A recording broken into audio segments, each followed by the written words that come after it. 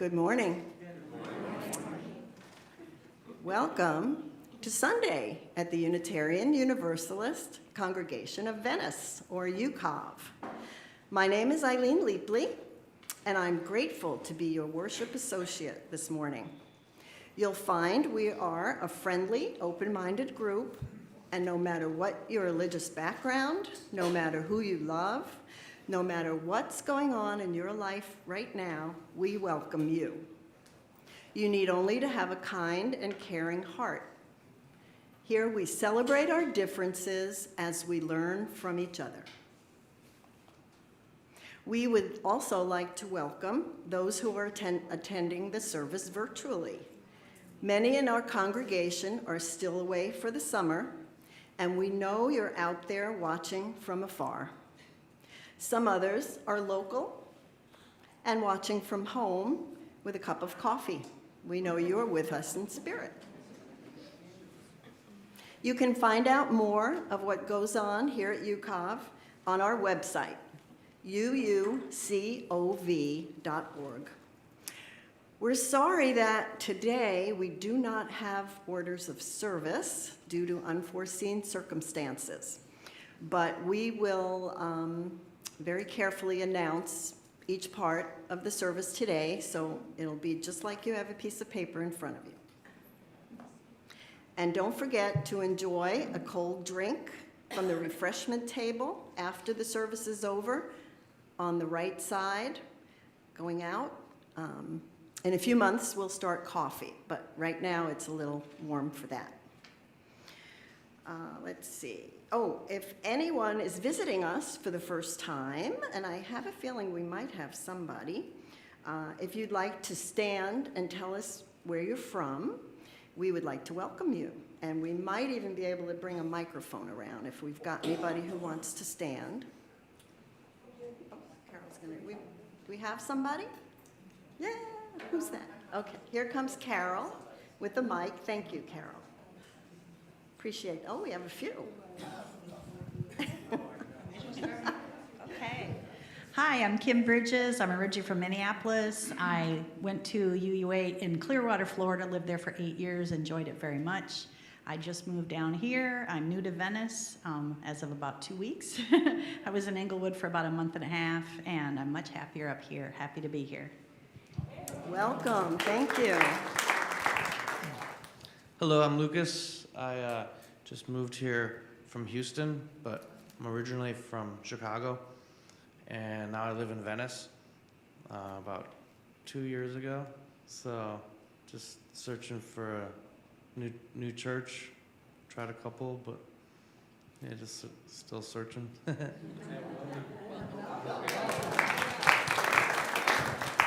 Maybe the search stops here.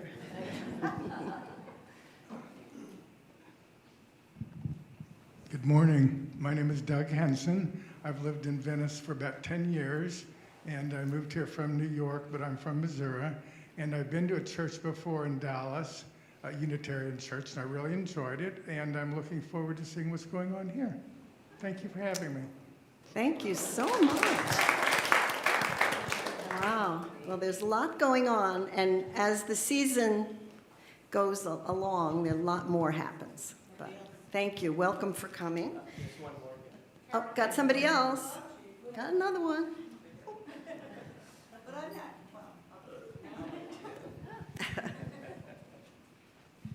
Hi.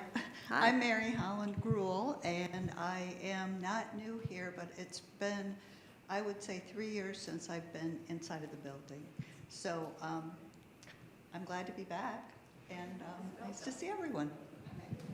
Welcome back. Wow, this is wonderful. I love to see new faces. And of course, the faces who have been coming here a long time but have been returning. We've got a few of those as well. Thank you for coming back.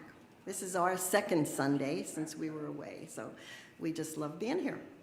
And if you didn't stop at the welcome table on the way in, make sure you do on the way out, because our welcomers will be happy to answer any questions that you might have. We've got Anna and Ruth at the welcome table today. We have just a couple of announcements.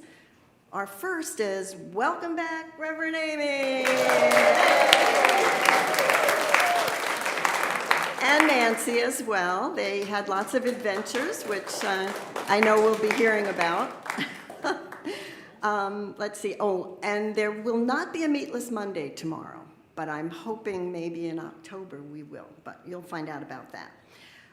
Let's see, one announcement near and dear to my heart is Jean Barlow and I need helpers at the refreshment table. So if you would love to help with refreshments, we've got a sign-up sheet out on the table. Your board of trustees will be back here after the service, after you go out and have a few refreshments. So if you'd like to stay, ask them any questions, grab a cold drink, bring it back here, and Jack Head and the rest of the board will be happy to answer your questions. We are now entering a sacred space. Please silence all your electronics. The service will begin with the prelude.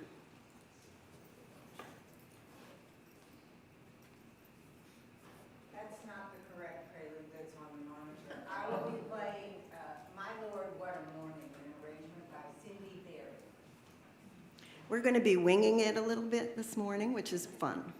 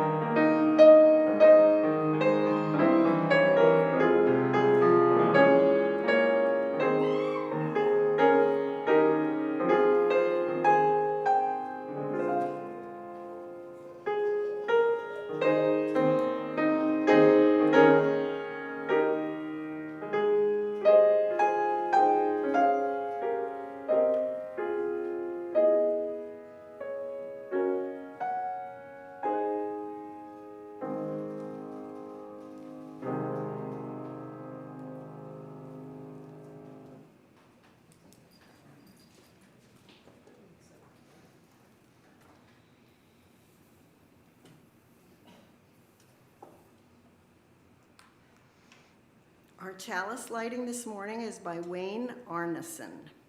We come together this morning seeking a reality beyond our narrow selves that binds us in compassion, love, and understanding to other human beings.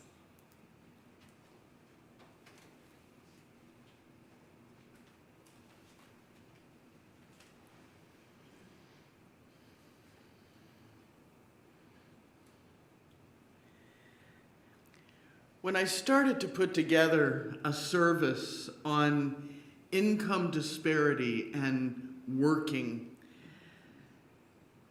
I started looking for quotes and ideas, and almost immediately I found an awesome one from Mahatma Gandhi. He said, "There's enough on this planet for everyone's need, but not for everyone's greed." And I went, oh, wow. Yeah, that's it. There's the whole sermon, you know. Today we're talking about work and about income disparity. And you may not know this, but Forbes magazine has a bit of a sense of humor, surprisingly. And every year Forbes, and this is for real, every year Forbes magazine puts out a list of the wealthiest fictional characters. The top two are currently Smaug the Dragon from Lord of the Rings and The Hobbit. Now, some of you may not have seen those movies or read the books, but Smaug owns a literal mountain filled with gold. And Scrooge McDuck, for any of you who've read Donald Duck, who've seen Scrooge dive into his gold pile, they calculated this. Someone at Forbes sat down and worked it out that Smaug's mountain of gold equals $54.1 billion, and Scrooge McDuck has $65 billion in that gold pile he swims through. So keep those numbers in mind. Either one of those literally would fill a mountain. Okay? Right now, I checked 2 days ago, Jeff Bezos, 110 billion. He's worth double of a dragon's hoard. 2 mountains filled with gold. Elon Musk could buy out Smaug, Scrooge McDuck, and Jeff Bezos. He would still have 15 billion left to spend. These numbers are too big for us to even really understand.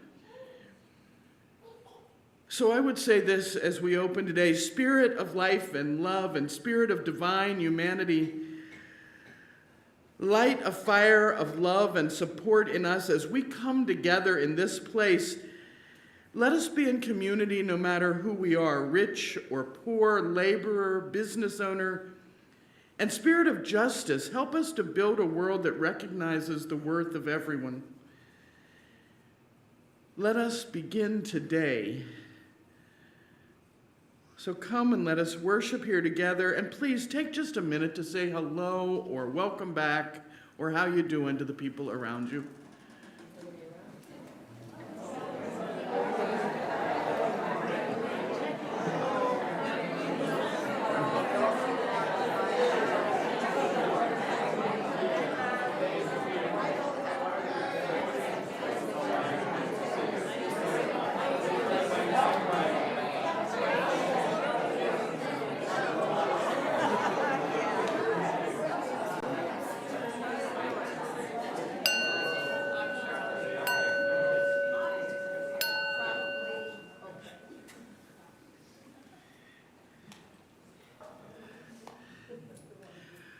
Please rise in body or spirit as you are willing and able, and join us in singing hymn number 348, Guide My Feet.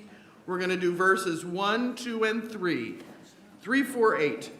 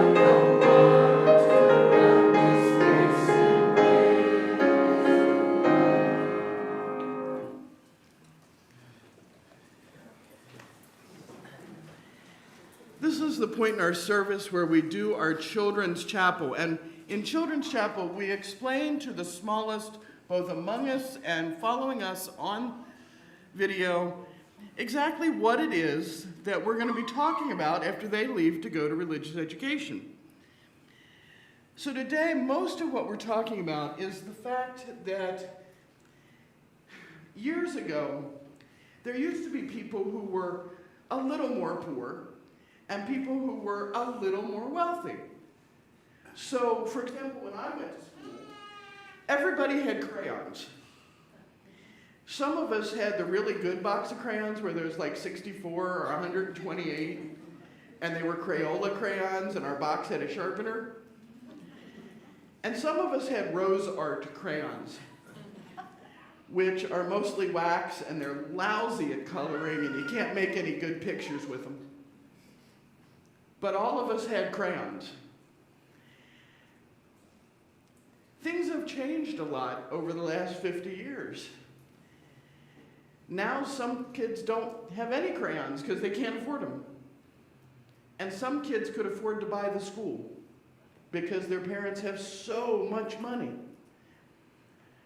And part of what we're doing here in church is making sure that we understand that no matter how much money you got, a very little or a very lot, that we're happy to have you here with us, that we want to do things together, that we want to make it possible for everybody to participate,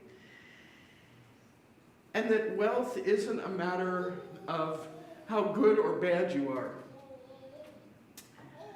So we work real hard on understanding that sometimes people can't do things because they don't have enough money. And sometimes people can do lots of things because they have lots of money. But it doesn't make you a good or a bad person, it just makes you a person. And I'll tell you, that's the most joyous sound I could possibly hear. A live church is a church with a baby. But that's what we're talking about today. Just the fact that money doesn't make you good and bad, but that the U.S. is kind of messed up right now with how much money some people have. So with that in mind, I ask you all to help me to sing the children out to the classroom with the words of the Reeb benediction, which will be up on the screen.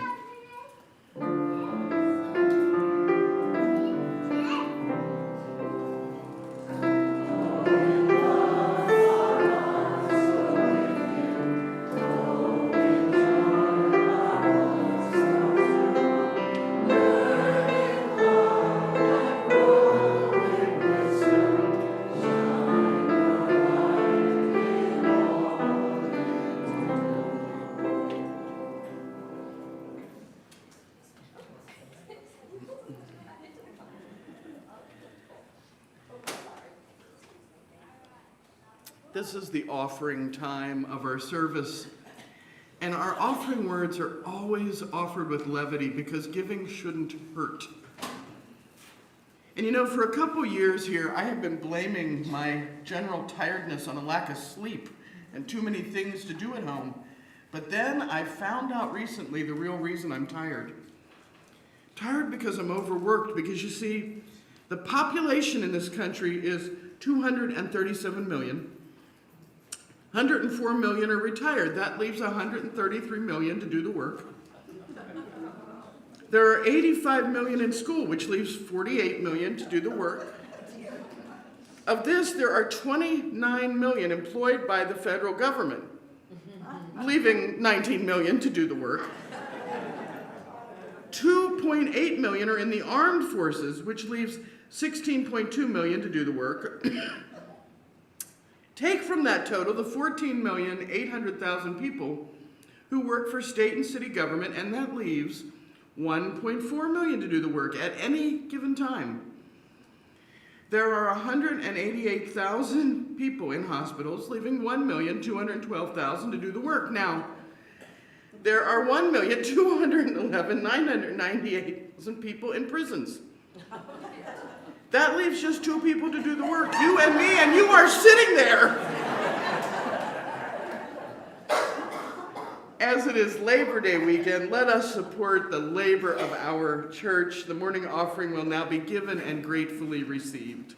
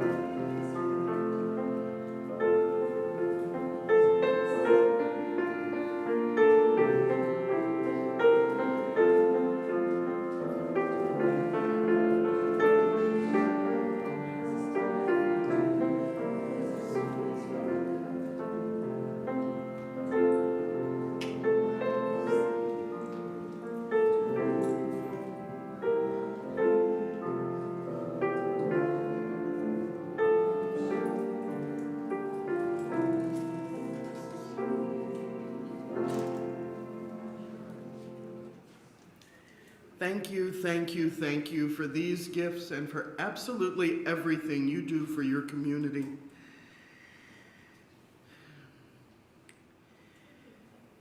This is our time for celebrations and sorrows because church is about community and about sharing with one another. It's not about the building, it's about the people. And it's as a community of human hands and human hearts that we come together to share laughter and tears. Now you can raise a hand and Eileen will bring you a microphone. You can share a joy or a concern. Please share information only with permission, knowing this is going online. I'd like to share my first bit of concern. I'd ask everybody to spend some good thoughts or prayers for my mom. She had the front part of her foot amputated the other day. She is doing fine. She is home, stomping around and making Dad breakfast, but keep her in your thoughts. Everybody's shy today. Okay.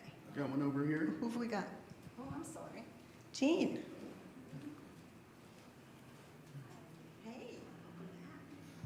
Well, I walked in thinking I wouldn't stand up and yabber at you. But I have to say this morning, John, I've been away since the middle of July, and we were in California on the West Coast to spend time with family and grandchildren. And it was nice and cool in Northern California, I have to tell you. But the sense I had this morning, singing together and hearing Reverend Amy, all of the faces that are familiar, and meeting new faces, gives me such a sense of very strong community. I thank you for that.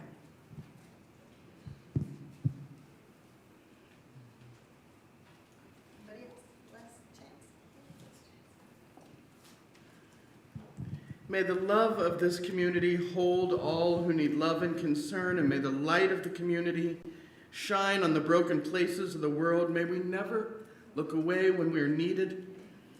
May those who are grieving be comforted.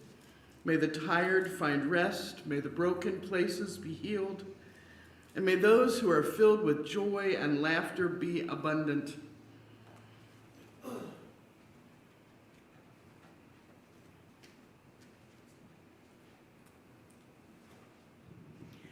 Our first reading is an excerpt from A Day in the Life of Poverty by Amanda Sleds.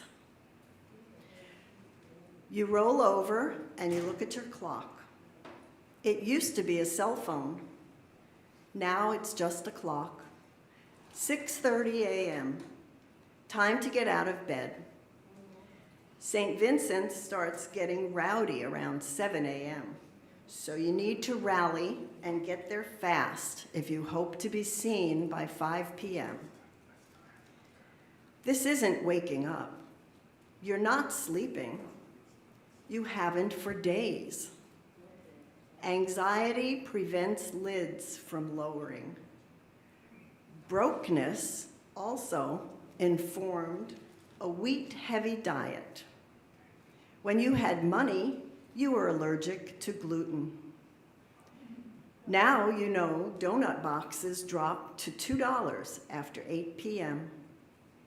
The food bank down the street offers early morning, day-old giveaways, cakes, pies, donuts, bagels. Your arms, legs, and back reflect on the food and return with a bumpy, itchy rash that actually swells on occasion, making you feel like you're wearing a bright red saddle. Without health insurance, the ointment to treat it is $40. The doctor won't fill the prescription again unless you come in to see her. It's raining hard and mixing with hail, but you ride your bike to the food bank because it's faster, and taking the bus would cost you $5. $5 equals a can of tomatoes, garlic, onion, ginger, beans, and rice. When you get off your bike, you're coughing like a smoker with a 2-pack-a-day habit. You're fighting a cold. The outside of your body is wet from rain, and under that layer, you're wet with sweat. The biggest problem, however, is your shoes. The zippers on both of your boots are broken, and water poured into them during the ride. This cold is going to get worse. It's 7:15, and the line is already a gray snake that curves around the outside of the building. The people at the front of the line are drunk. The bottles around them suggest that last night they hit a liquor store just before close and elected to drink their purchases right there. A flash of judgment and scorn hits you hard, and then you notice that you wish you were drunk too. You become fast friends with a woman directly in front of you, Marciella, when she notices your cough matches her daughter's. The doors open at 8 a.m., and the whole crowd surges forward. A man nearly knocks over Marciella, who shouts at him, "I've got children here." You stand on the other side of her daughter so she doesn't get knocked to the ground.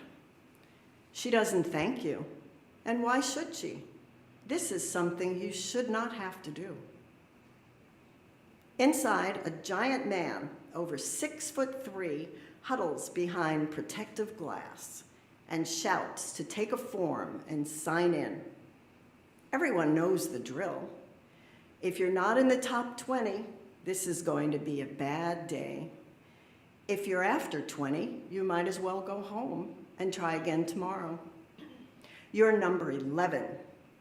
With a little luck, they might see you before lunchtime. You should have got there earlier. Please join me in 1 minute of silent meditation, thought, or prayer.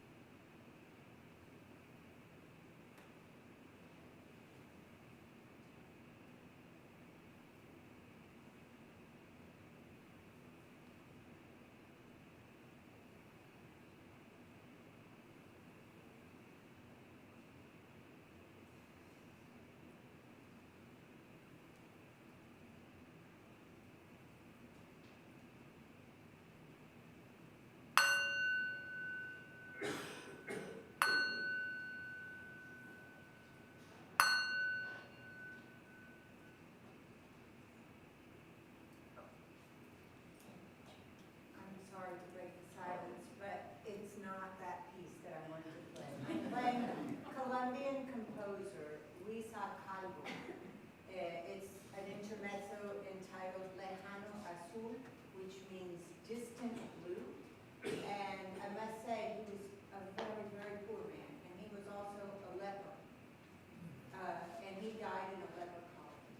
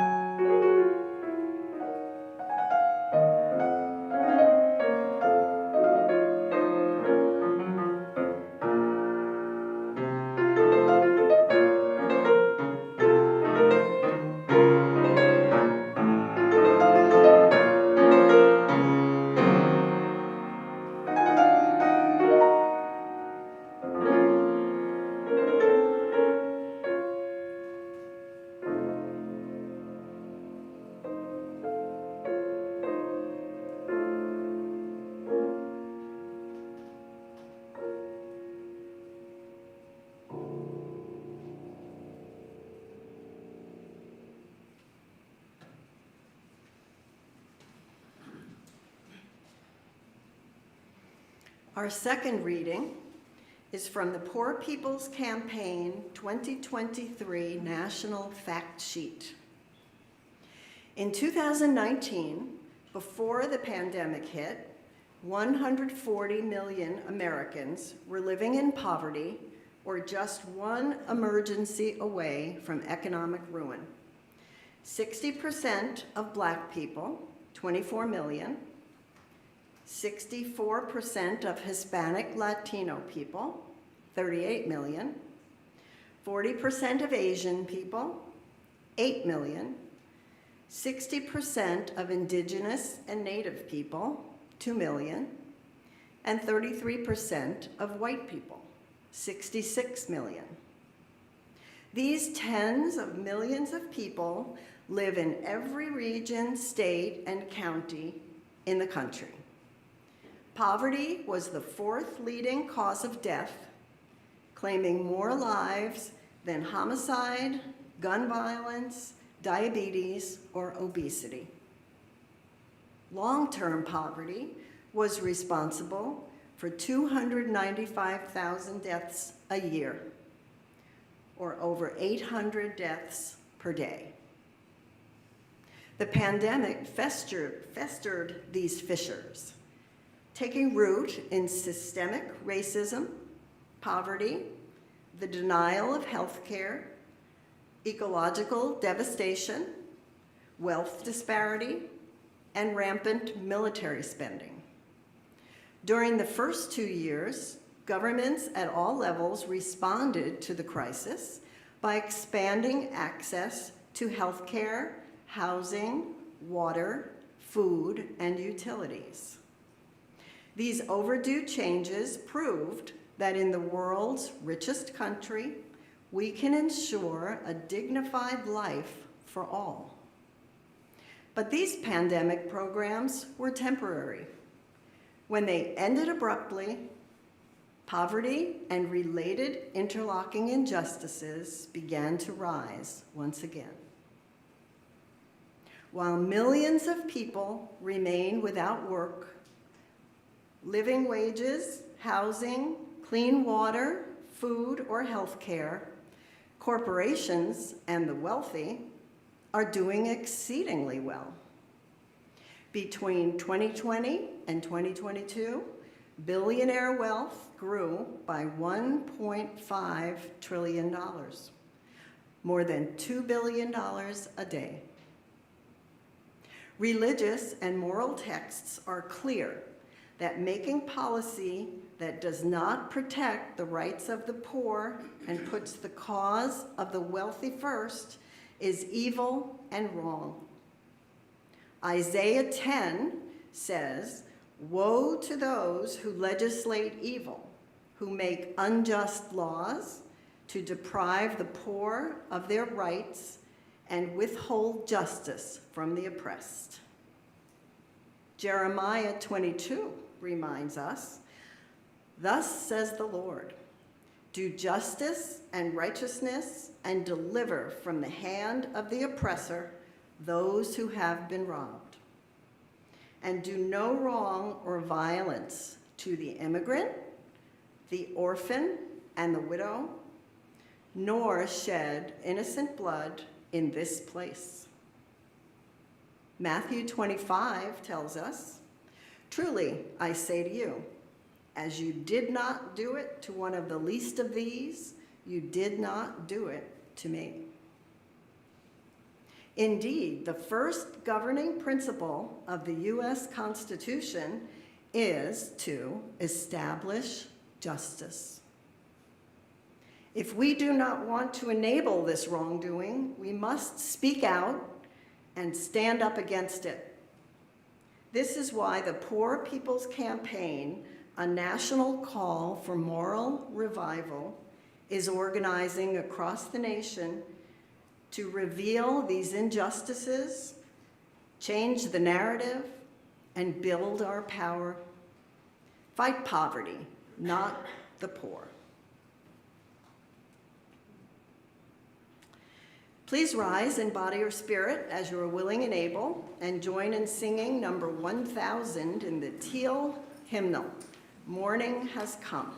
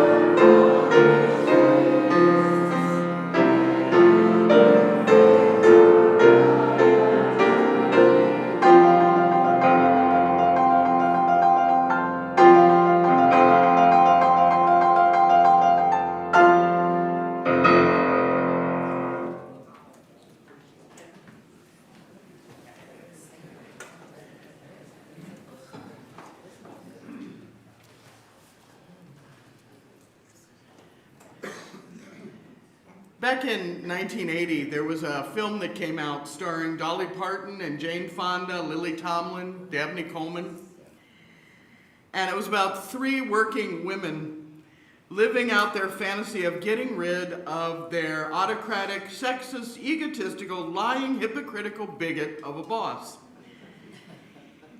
And so tired of being wage slaves, they kidnap him, almost poison him, they imprison him.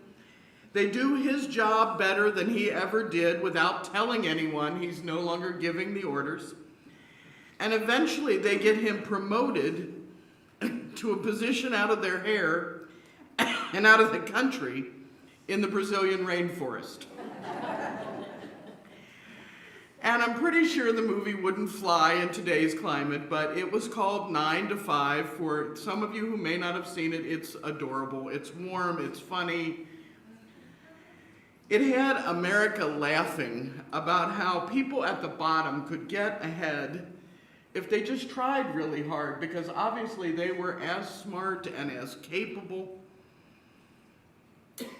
And Dolly Parton, being the treasure that she is, she wrote the theme song for the movie, and most of you may know it. I'm sure you've heard it at some point.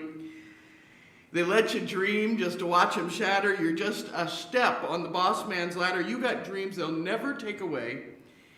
You're in the same boat with a lot of your friends, and you're waiting for the day your ship will come in and the tide's gonna turn and it's all gonna roll you away. And boy, did America identify with that. And in 1980, if you worked a low-level white-collar job or worked with your hands in a blue-collar job, you could have big dreams.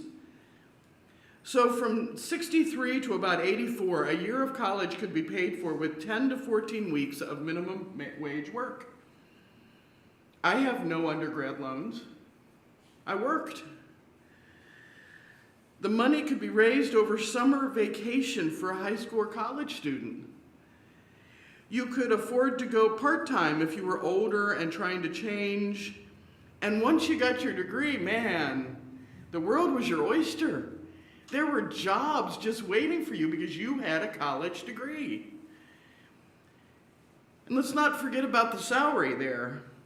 In 1950, the CEO of a company made about 20 times what the workers did. Fair enough. Minimum wage was $1 an hour in '56. Wealth disparity was there, but people could dream of having what their CEO did, right? We understood what the CEO had. Every once in a while at some companies, the CEO would invite some of the guys that worked there to bring their wives, come to dinner at his house. You'd go over and think, wow, what a nice place. What a nice car. Oh, and he's got that new camper. My wife wants one of those. His wife's got a fur coat. Wow. If I work hard, work my way up, I could get there. You understood what it was he owned and how he had gotten to it. And I say he because back then it was primarily male. But you also understood how your boss got there in general. Where my father worked, the boss was a lovely man. He had started out on the milling floor. He had been a welder, went and got his engineering degree, worked his way up. But when something went wrong at Cincinnati Millicron, Mr. Gubser could come out of his office, go down to the milling floor, take a look at something, and then go talk to the man who designed the plans and say, you know, I didn't like that piece right there. Because he had come up through the process. Back then, maybe you were eating hamburger and the boss was eating steak, but you understood steak. You could go to a low-end steakhouse. You could go to Ponderosa and get you a steak. You were both eating beef. By 1980, the CEO made 42 times what the workers did. By 2000, the ratio was $120 for every dollar the worker made. In 2013, it jumped to 204 to 1. In 2021, the average was 398.8 to 1 and rising. That ratio has increased 1,460% since 1978. Walmart worker begins today about $11.50 an hour. Not a lot. The CEO of Walmart makes $24.1 million a year. That's $11,000 plus an hour.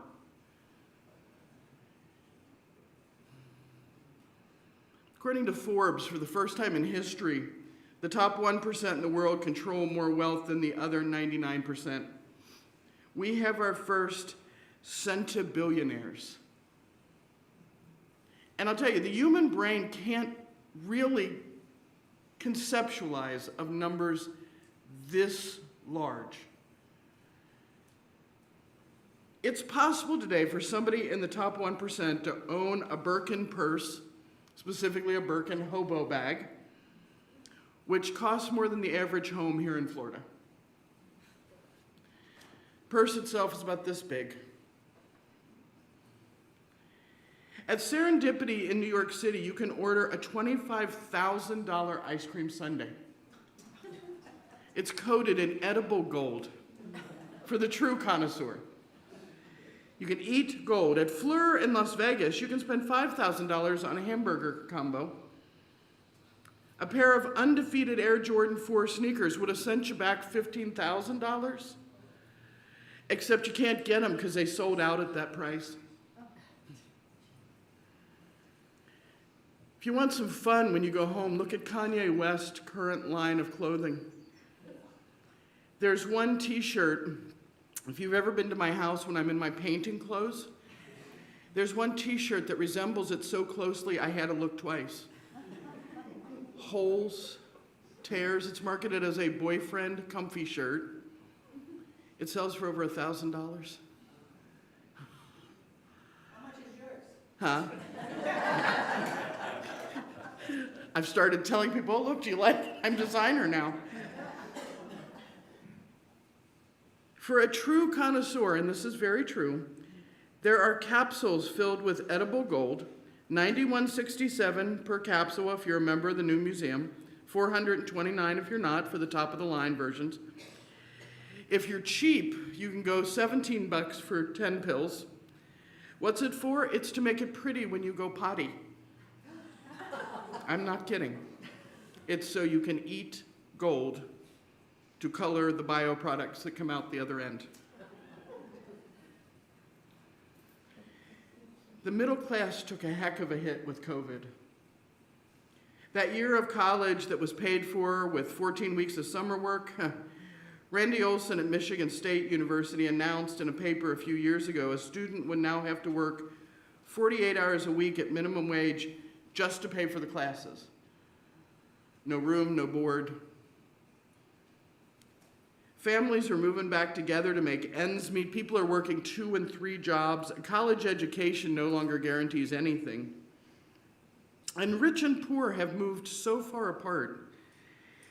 It's hard to imagine how the other half lives because CEOs no longer are coming up from the floor in general. Nepotism has become a way of life.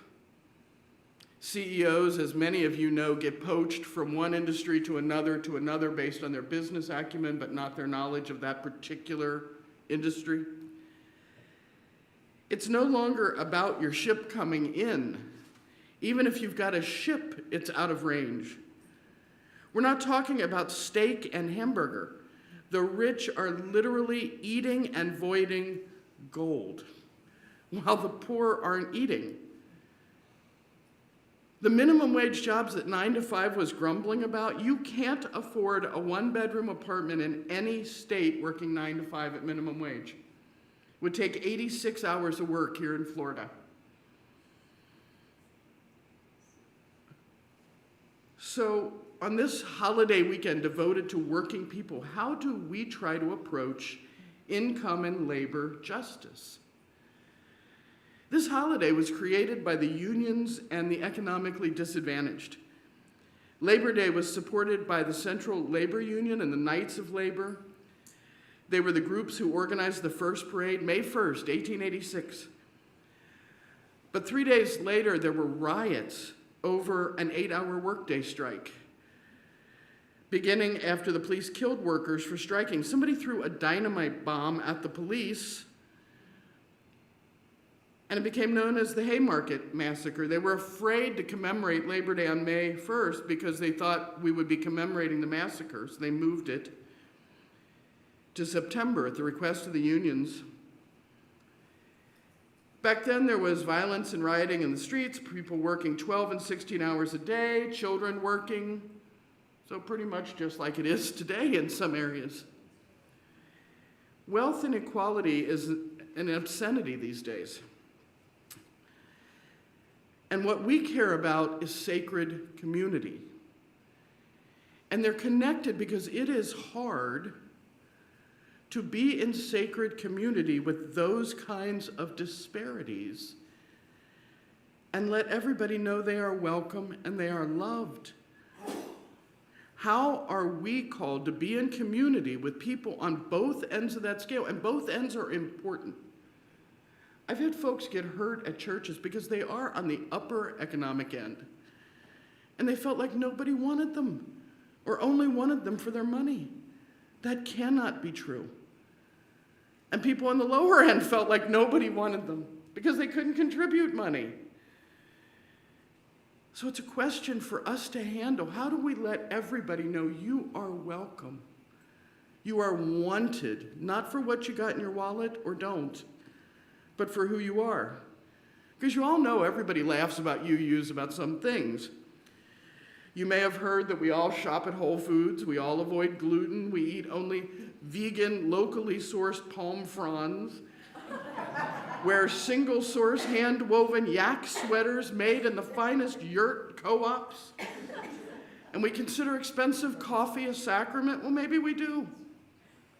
That's okay.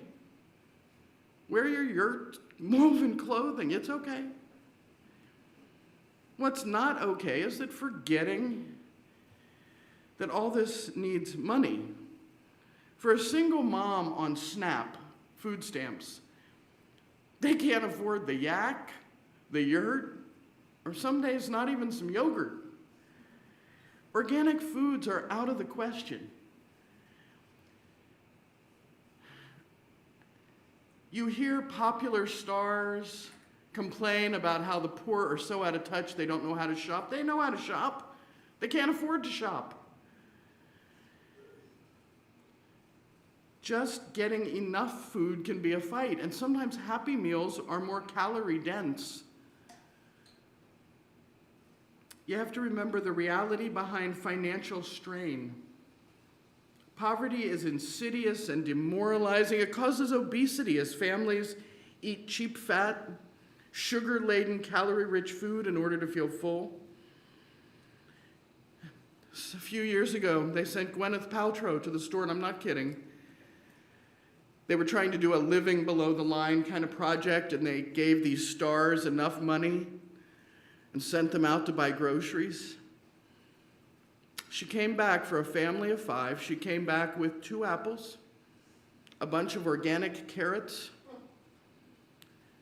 some high-end mineral water. It was literally enough for half a lunch for 2 kindergartners or so. And she was aghast that she just didn't understand why there wasn't more food. The poor buy $10 shoes that fall apart over and over and over again because they can't afford the $100 shoes that would be good 10 years from now. It's expensive to be poor. All of you have friends that have bought things from Finger Hut. You know somebody who uses the rent-to-own stores. You know, you actually pay double at any of those what I would pay if I walked into Big Lots today and bought the same chair. It's expensive to be poor. So how do we help? Big programs, organized campaigns, those are lovely if you can do it. We certainly need to help change the current system, which privileges wealth to this degree, but I would challenge you to think more simply. We've all heard the stuff about give a person a fish and they're fed for the day, teach them to fish, Nobody ever says, yeah, but some of them will starve to death while they're learning to fish. Nobody reminds you of that. Start small. If you have a little, help a little. Don't make assumptions. Think about the stories you hear at work, at the store, with friends. Just practice welcome. If you want to do a little more, think about things like going to a grocery store in a disadvantaged area and kind of hang around. Eventually, you will see somebody that can't pay for what they got and is starting to tell the person at the counter, could you take that off? Could you take that? Go pay for their stuff. Maybe buy a winter hoodie for a kid. It gets a little cool here in December. Ask your favorite teacher if there's a kid that, might need a hoodie this winter. Buy some school supplies. Pay for some school lunches. Go through your old clothing and donate while it's still decent. Add some extra socks and underwear. These are the strands of the web that hold us together, not big, thick ropes. Little tiny ways of letting people know they're welcome no matter where they are. I saw something the other day, it hit me like a brick. It said, I was hungry and you formed a humanities club and discussed my hunger. I was imprisoned. You went to a church and prayed for my release. I was naked and you forgave me for my appearance. I was sick. You thanked God for your health. I was homeless. You told me about the sheltering love of the divine. I was lonely and you rallied to raise funds for low-income housing. You are so centered and spiritual and caring, but I am so hungry and lonely and cold. Don't overthink this stuff. You can change lives in tiny ways just by buying one bag of diapers for somebody. Don't get frustrated when you see that mom buying her 4 kids the McMeal of the day. Strike up a conversation. And if you're the one who's poor and struggling, you can make a change too. Lift your head up because you're worth something. Know that you're worth something. And then go out and tell somebody else they're worth something until you see some light come back in their eyes. Tell them they're beautiful or their nails look amazing. Shake the homeless guy's hand. Ask him his name and his story. I was hungry, you gave me food. I was naked, you gave me clothing. I was sick, you took me to the clinic and paid for my medicine. I was homeless, you got me a hotel room. I was lonely, and you listened to me. You do not have to perform miracles, and how you do this is up to you. But it's the little things that matter. Make it personal, and you will change the world, 9 to 5 and all the rest of the time. Amen.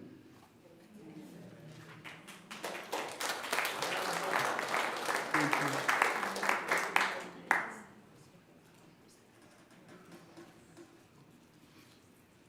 We extinguish this chalice, and may we carry the light of community with us always, and remember to honor the worth of rich and poor alike.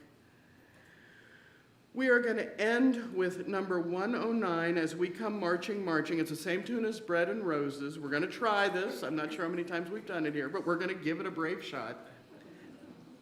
Number 109, we're going to do verses 1 through 3.